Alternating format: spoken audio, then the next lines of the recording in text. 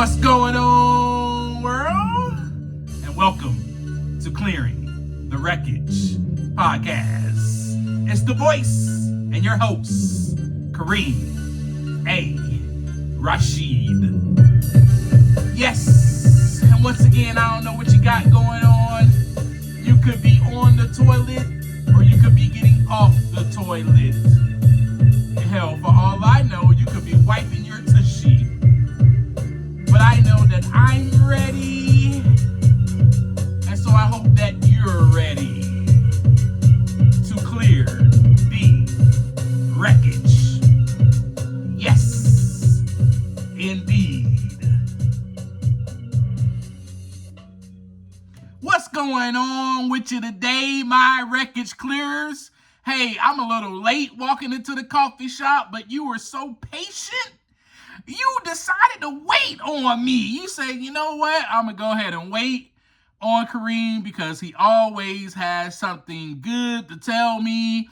And I am opening my mind up to listen and respect his viewpoint and listen to his experience. So today, we're going to talk about just that. Open-mindedness. I told you that they told me how to do it when I walked into that support group, when I walked into those rooms. Honesty, open-mindedness, and willingness. Yes. And so last week we discussed willingness, and there is another key and vital part of personal growth and development, and of course recovery, as it is for me and my journey and my story. So with that, I just want to first state, before I became willing, my mind had to be opened. Yes, and we discussed how my mind became open with the 4 A's, that self-awareness, right? That acknowledgement, that admitting, and that accepting. So my mind had to open up to the possibility of growth. It opened up to the possibility of change. It opened up to the possibility of being able to stay clean and sober one day at a time. My mind became open to hope. Yes. And how it became more open to that is me going to that support group, me going to that recovery meeting and listening to others in those meetings, to my fellows in that support group. And as I listened to them share their thoughts, their experiences, their hope, right? It opened my mind up a little bit to the possibility of, well, if they can do it, then I can do it, doggone it, one day at a time, right? We've had discussions about this previously, but this is part of how my mind became open. I would love to share that experience with you, and maybe with me sharing this experience, my hope is that it gives you a little bit of hope and it opens your mind a little bit. So with that being said, let's begin. And I do want to share a quick story with you. But as you can see, you cannot see anything. I just want to throw out this. You can't see anything with a closed mind. You can't see anything. You can't see anything that far away. So my mind was closed. I couldn't see far away. I couldn't see that distant. When I looked at those people in those rooms that had 20 years, we've already had this discussion, right? And I saw that and I was like, whoa, no, there's no way. There's no way I'm going to be able to sustain that type of success in recovery for that long. There's no way, right? So my mind was completely closed. And the reason why I was closed is because I only knew one way to recover. Remember back in 2012, I shared my journey with you from 2012 to 2015. Now we are in 2016. I'm sharing that part of my journey with you and up into now, right? Keep up. I'm sharing a story. I'm sharing my testimony. I'm sharing my story. I'm sharing with you what has been written down so far in the book of Kareem and how he is clearing the wreckage. All right, so let me share a quick story with you. I'll never forget. Oh my gosh, I'll never forget, y'all. And there was one time I was at my friend's house, right? And he was wrapping up a garden hose, and as I observed this, I thought to myself, that's not how you wrap up a garden hose. What is he doing? That is completely the wrong way. And then I said out aloud, which I'm glad I did say it out loud. Hey man, what are you doing? That's not how you wrap up a garden hose. And his response, let me tell you, taught me so much about myself. His response was, well, Kareem, there are more than one ways to skin a cat. And with that response, I was taken aback. I was like, what? Oh my God. It opened my mind up. I never thought about it like that because as I looked, the hose was wrapped up perfectly. So, which means it opened my mind up to see that, oh yeah, he's right. It's not just my way or the highway. Do you see how closed-minded I was just from that story? And so what happens when we have a closed mind is we cannot see any other way.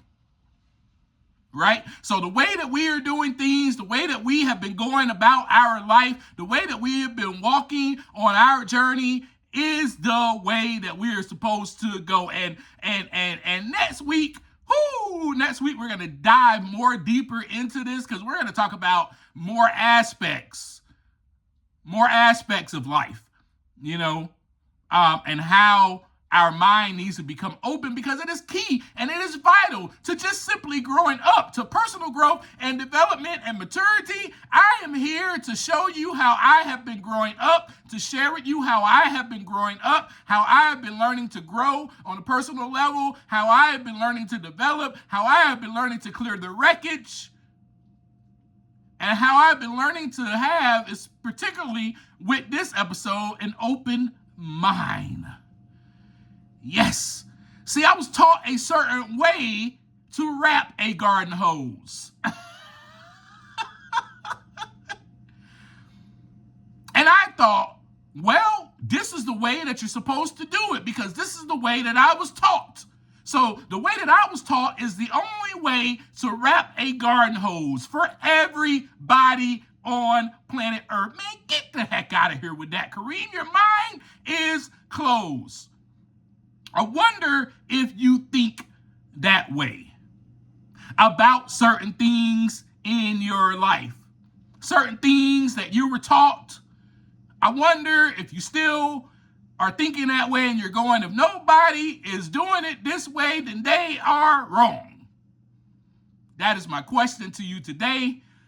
I want you to ponder on that as this episode continues and we continue in this conversation. I'm excited to be with you today.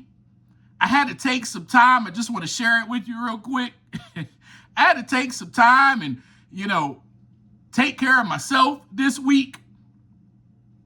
There was someone who I was close to, a friend of mine who passed away, and I needed to be there for the family, support them, go to the funeral.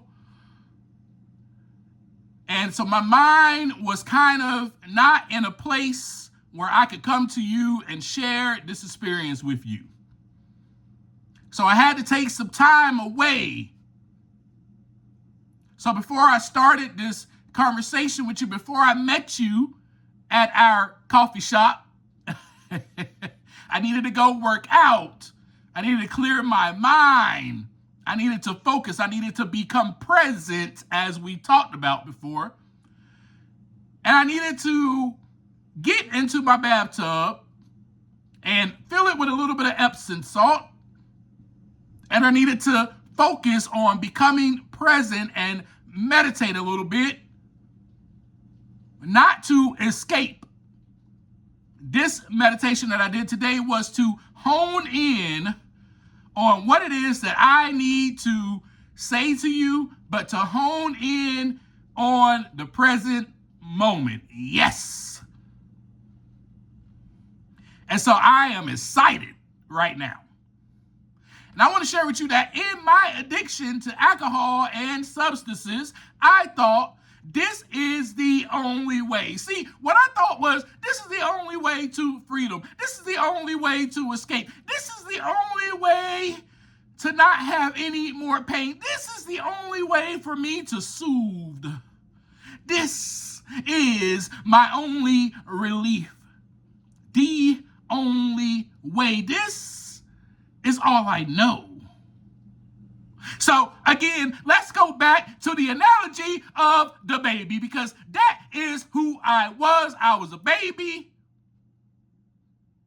I thought like a baby. I walked like a baby. I crawled.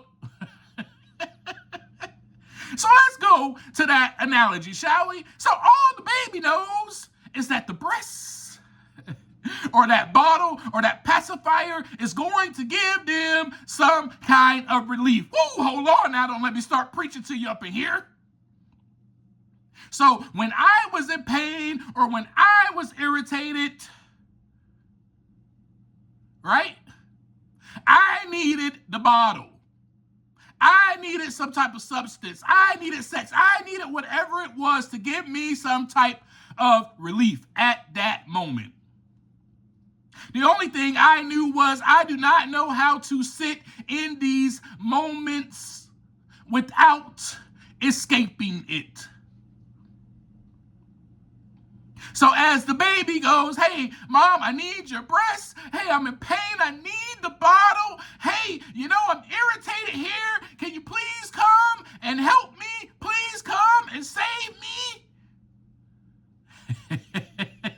That's exactly what I was doing. So the baby goes, hey, I need mom's boobs because it has that milk in it. And I'm hungry, I'm tired, I'm lonely, I'm angry. All these things. I don't even know what is really going on with me right now because I'm a baby, so I don't really know what I'm feeling. I'm just crying. I'm irritated. But all I know is that the breast has that milk in it.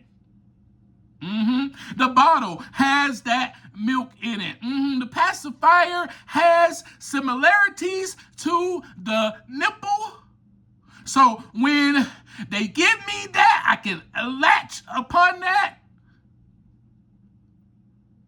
And somehow, I don't know how, but somehow I am okay after I receive that pacifier, after I receive that milk from the bottle, after I receive that milk from my mother's breasts. At least for a little while is all I know is that I am okay. So just like baby, so that is why some parents teach their kids how to self-soothe. Right? How to sit in their pain. Remember, I just told you I did not know how to sit in it, how to sit in their pain, how to face the pain. Parent says, nope, I'm not going to run to you just because you're crying, only because you are tired and you're fighting your sleep, and because you are only used to falling asleep on my bosom or in my arms, being rocked, or coming to mom and dad's bed. No. Go ahead and cry, because I am not going to rescue you. So mom and dad knows that, right? So they say, no, cry, and eventually the baby cries themselves to sleep. And what happens over the course of time is that the baby's mind opens up a little bit, right?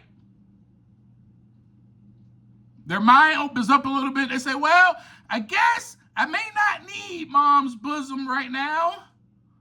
I may not need to sleep in their bed right now. I may not need that pacifier or that bottle.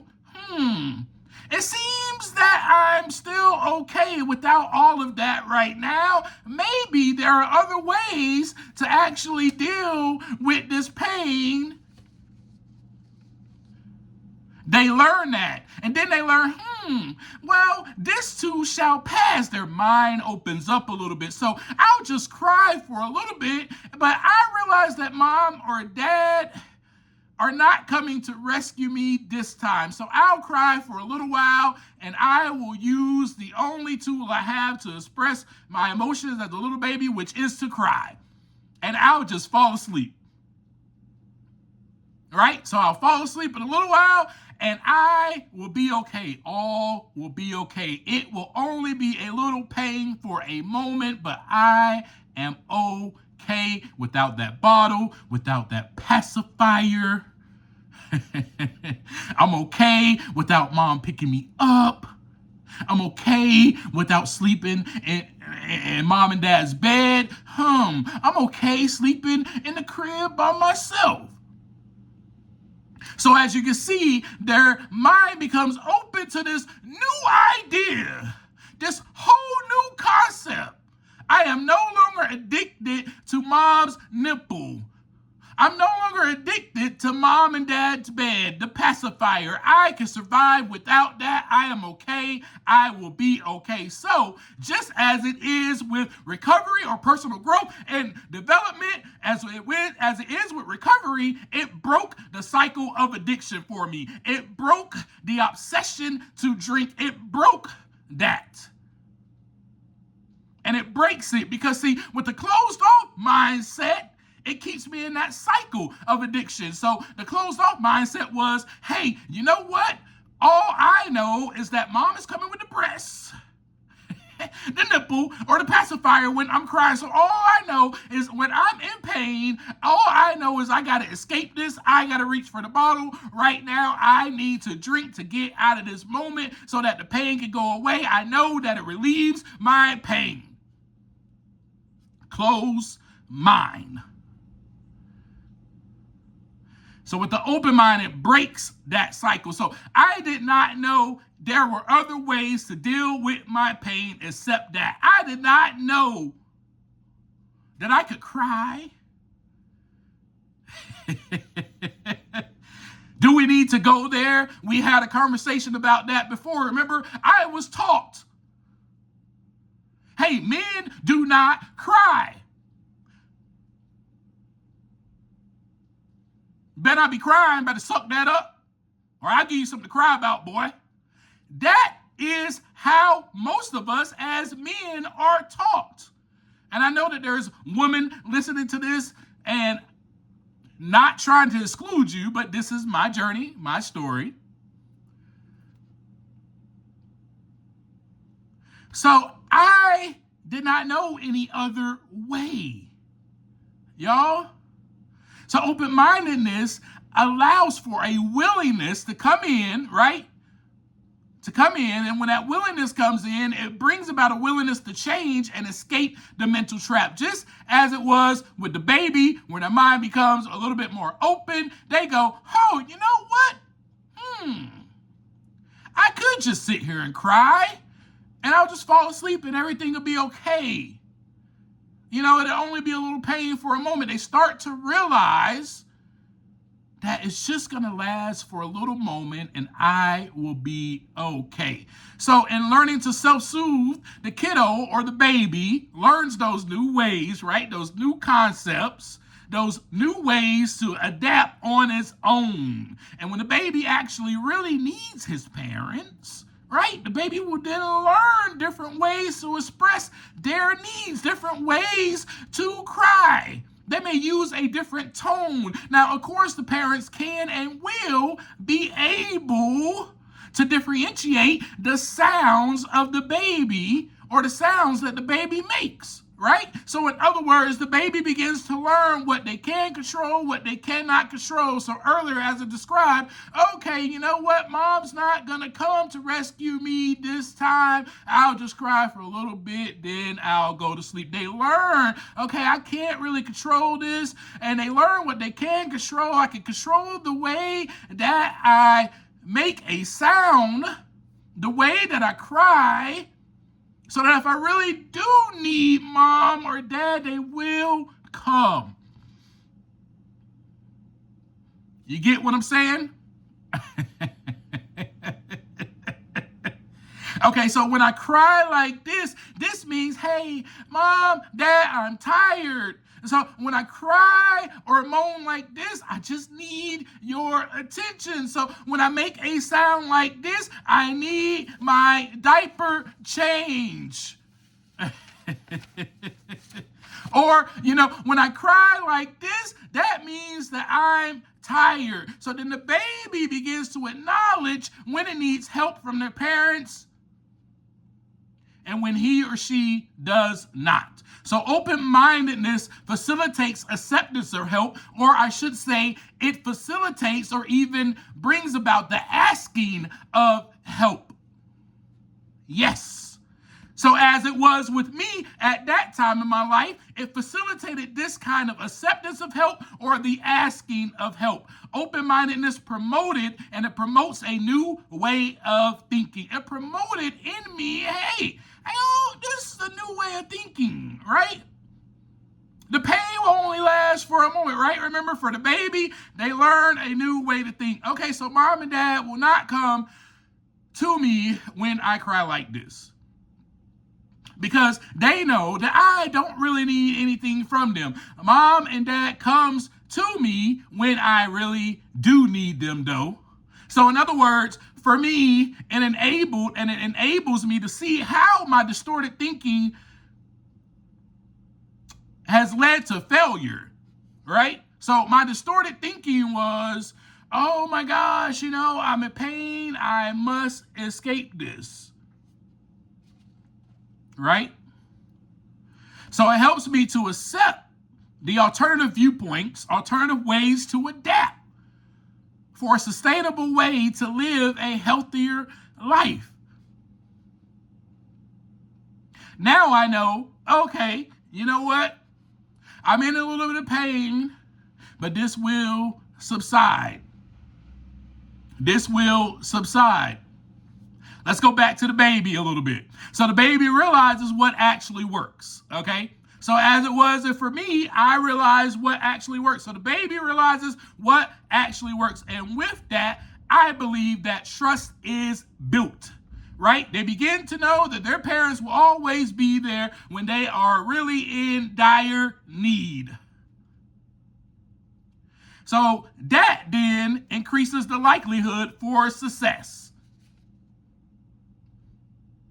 Hey, I can depend on mom or dad because I know when I really need them, they will be there. And of course, they will come to my aid, right? Hey, also, I can do some things on my own to help me feel better now that I have learned a couple of new tools, right? Oh my God.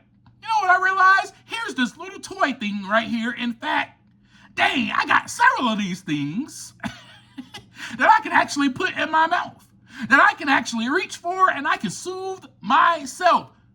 Remember, they learned this type of practice by becoming open-minded earlier, right? Oh, mom's not coming, dad's not coming.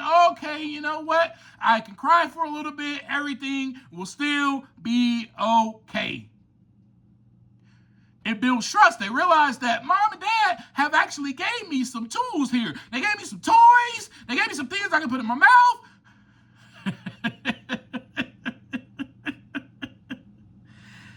Right? They also gave me this little stuffed animal that I can play with. I realized how much joy this thing brings to me. Plus, it looks weird, so it makes me smile. I can easily play with this and be okay. So being open to these new ideas and concepts or approaches, right? They become open to different approaches is directly linked to a greater ability to succeed in recovery and personal growth and development because it allows for course correction and adaptation when things are not working. The baby realizes this works and that doesn't work. Okay, so I can course correct here. I got these tools over here. So as it is with me in recovery, I have these tools here. Oh my God, a meeting starts at this time. Another meeting starts at this time. Another meeting starts at this time. Here's what I can do today because there are some tools that are put in place for me for success. So for me, it's like I realized and I became self-aware. My mind became open to the acknowledgement that this is no longer working for me. Just like the baby, right? Oh my gosh, mom ain't coming no more when I cry. So I got to figure out some new ways. I got to figure out some new concepts. I got to open my mind a little bit to figure out how, not necessarily just to get mom and dad to come to me, but I need to figure out, okay, what is mom and dad doing and why are they not coming to me? They're probably not coming to me because I really don't need them. I need to figure out these things. My mind became open a little bit more to those things, just as baby. I hope this is making sense for you. So let me break it down a little bit more. So back then, I realized, right? I became self-aware. We talked about this on the awareness episode and then the acknowledgement and admitting episode, right? So I became aware that this is no longer working for me. This solution that I reach for every time I'm lonely, every time I'm hungry, every time I'm tired, every time I'm angry, every time I'm in fear, every time I'm insecure, every time any emotion, any pain, it is no longer producing success or growth. This is not working. All it is producing a more dependency upon this temporary relief. It also does not take away any of my problems. I wake up the next day in more pain. It creates more wreckage, right? I'm more angry and resentful than I was yesterday. Everyone else is the problem. Life sucks, and I'd rather die. This is not helping. Remember, I came to that conclusion due to my mind becoming open a little bit, due to the self-awareness. I realized I was filled with guilt and sorrow. My life is falling apart. I'm stuck. I feel lost. All right, so let's recap so this can all make sense. Because I don't want to lose you in this episode. I don't want to lose you. I want your mind to be open enough to understand exactly what I'm sharing with you. Let's recap real quick, shall we? So open-mindedness is key to personal growth and development because it encourages learning, adaptability, and self-awareness. While it is crucial also for recovery by helping us as individuals break from old patterns and embrace new ways of thinking, it fosters personal growth by allowing us to consider new ideas, challenges those assumptions, the assumption that I had, oh my God, everybody wraps up the garden hose this way. This is how you're supposed to wrap up the garden hose. And it increases creativity and it leads to better decision making, builds trust in relationships. Okay. So with that, let's go back to the baby as I was talking about. The baby figures out new ways of thinking. The baby becomes a little bit more creative. Oh my God, I have this little tool. I have this little toy that I can play with. All right? So the same as it was with me in recovery, open-mindedness is vital for acknowledging problems, accepting or asking for help, changing disruptive behaviors, clearing the wreckage by moving past that fixed or closed off mindset, those little fixed ideas that I had. I couldn't see far enough. I couldn't see the bigger picture. So being open-minded expands our horizons, right? As I gave you the great analogy of how the baby begins to expand their horizons by realizing, oh, hey, I got these toys over here. The stuffed animal my parents gave me, they will be there for me when I am in need, but I can also use these tools that I have to create success.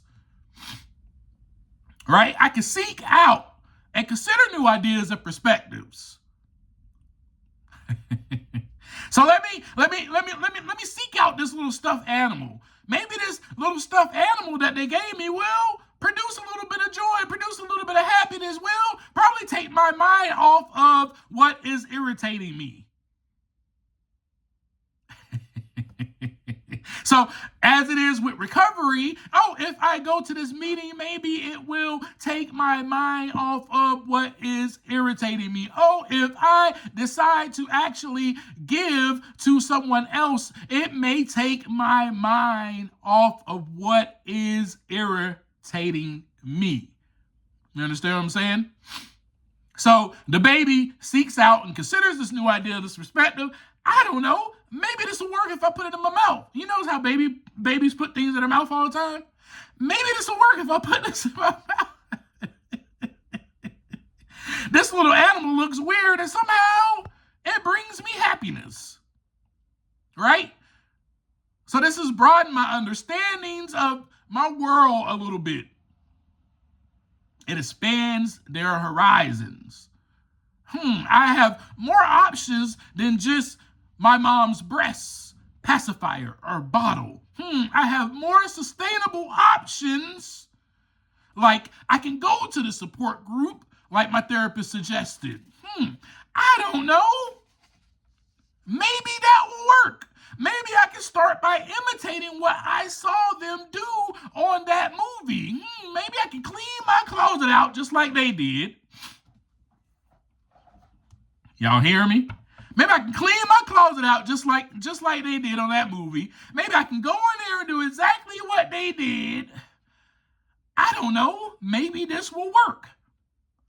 It broadens our horizons and open, to new ideas and new perspectives. So being open-minded facilitates and or births adaptability because it allows you to be more flexible and graceful in the face of change, which is essential for navigating an ever-changing world. Oh no, mom and dad is not here, but the babysitter is. And I've had a hard time with the change because here is somebody new coming into my little world. And I didn't necessarily have a hard time with her as being the babysitter. She didn't do anything wrong, but, she does things a little bit different. She doesn't have a breast that I can latch on to. Y'all hear me? Don't let me start preaching up in here.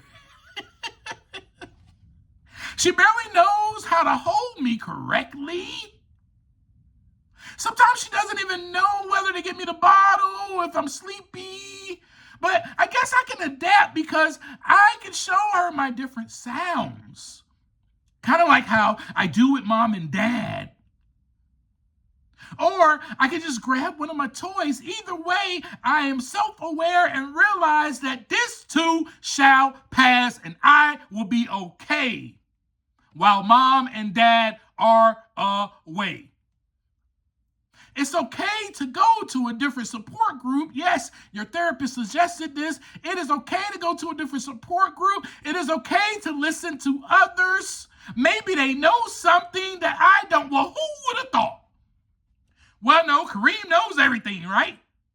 Well, no, you know everything, right? You're listening to this podcast and you're like, I don't need to listen to you. I already know this stuff. Or you walk upon your life and your journey and you're at work and somebody gives you a suggestion and you go, you know what, man, forget your suggestion. I already know what I'm doing. Or somebody tells you something, one of your friends, they just give you a little bit of information and you get defensive and you're like, man, I know. Your mind is closed. It is time to open your mind up a little bit to new ideas, new perspectives. It is okay if someone do things a little bit different than you do. It's okay. The world is not going to collapse because somebody thinks differently than you, because somebody does something differently than you. So for me, I had to open my mind to that new idea, that new concept. Hey, they may do things a little bit different here at this support group. That's okay. Open-mindedness encourages creativity and problem solving. There are other things that I also can do. I can journal. I can go for a walk. I can call my sponsor. I can go to another meeting later. It sparks innovation inside of us a little bit. Open-mindedness also improves relationships. It builds trust. Let's go back to the baby and her parents. I talked about that, how it's built. The kiddo begins to build trust in her parents. I know that my parents will be there when I really need them. So for me, my trust was only in alcohol. I know alcohol will be there when I need it, but now I'm trying to go without alcohol and drugs. Man, who is going to be there for me when I really need it? So it helps me build trust, not only in a relationship with myself. Am I going to not reach for the drink?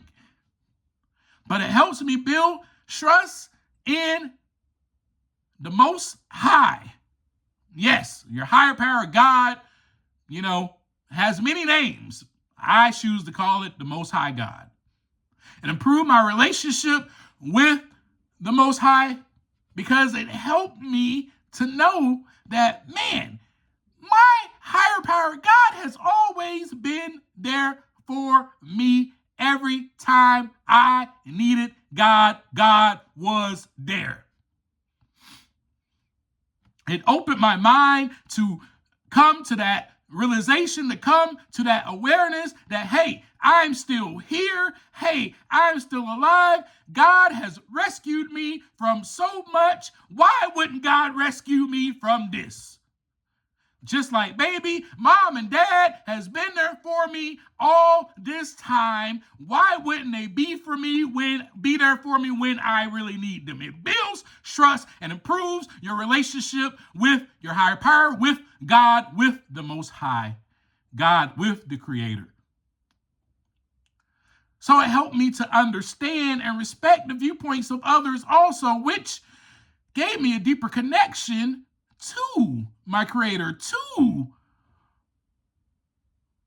God, right? A new experience. And I'll share this story with you real quick. And so when I walked into those rooms, it was different from, so remember, I was going to church. When I walked into those rooms, I felt something different, but it was a great feeling. It was a feeling of a presence, a spirit was there. I felt the spirit of the universe. I felt the spirit of the Most High God was in this place because my mind became open to those new ideas. Hey, let me try out this place. Maybe this will work. I don't know. My therapist suggested it. Maybe she knows what she's talking about.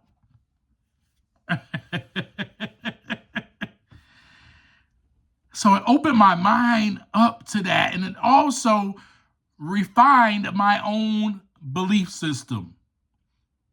And that's something that we're going to talk about on the next episode. We're not going to get into it so much today, but it builds harmonious relationships. Remember I told you the story about how I asked this gentleman to be my sponsor? or mentor. And he was completely different from me. My mind became open to, hey, I hear this guy all the time. I've been here for about 3 weeks. I'm listening to this guy. This guy, man, ooh, this guy has something. This guy has a story to tell. Man, I'm watching this guy's life. I'm like, I want what he has, right? And so the relationship that I had with him built, and it produced harmony. Produced harmony between a 66-year-old man and a 36-year-old kid. White man from Texas and a black kid from the hood. Would you believe that, huh?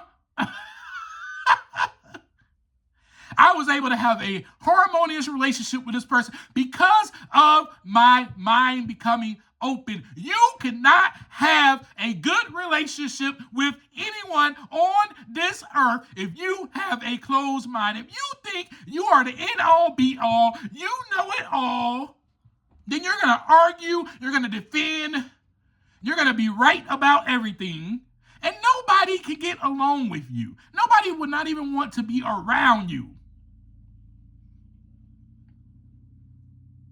Just throwing that out there, by the way.